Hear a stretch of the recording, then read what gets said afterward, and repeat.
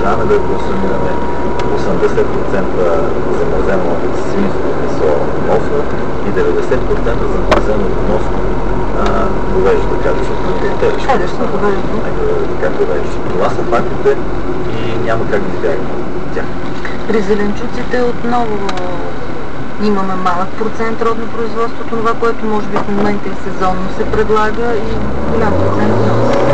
Това е така при зеленчуците, слава Богу, виждаме в сезона, в който също има родни зеленчуци, колкото и наистина статистиката показва, че и там процента на вносното е много висок, но слава Богу, България е сезонна страна, имаме и всякакви четирите климати, така че сега ще има култура зеленчуци български, не е малко до края на октомври, така че тук картинката седи малко по-добре, докато в животновъдството няма както да е сезонно, да кой знае какво нещо да се случи, при положение, че хората нямат популация от стада.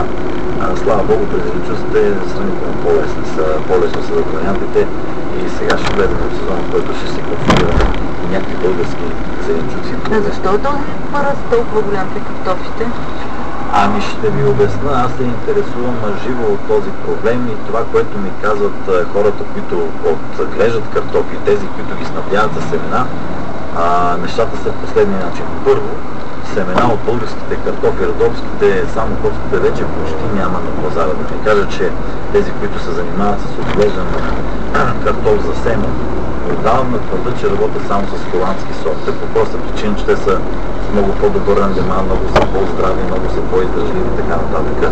А другия проблем, че в картофопроизводството се оказа, че най-големите производители са с не повече от 1000 декара, което е абсолютно смешно. 1000 декара е ужасно малко нещо, примерно плодова градина, от 400-500 декара, да кажем, ябълки, до камъни от картофопроизводство.